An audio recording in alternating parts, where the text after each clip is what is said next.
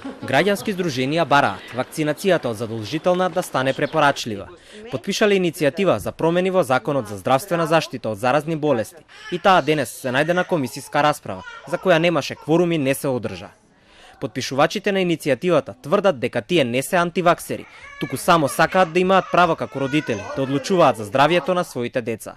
Се борам за своето право, да го одржам своето право да изберам како родител дали јас ќе го вакцинирам сопственото дете или не. И кога ќе го вакцинирам.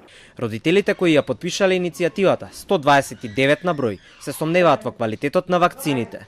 Бараат да знаат повеќе со какви вакцини нивните деца добиваат имунитет. Од каде доаѓа, што доаѓа, да биде сигурно, што се одржи внатре. Министерот за здравство е запознаен со намерата на родителите, кои се решија да предложат измени на закон. Им одговори конкретно и недвосмислено. Вакцинацијата мора да биде задолжителна, кажа тој. Не може волјата на родителот да биде посилна од правото на детето да биде здраво, а при тоа не може со една индивидуална постапка да се загрозува и колективното здравје кое што е над се.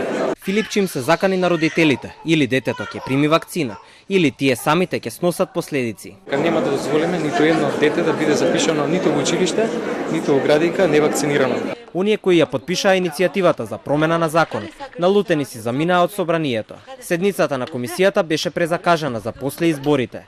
Најпрво ќе се избере нов претседател на државата, а потоа претседателот на комисијата ќе закаже да се дискутира иницијативата на 6 или 7 мај.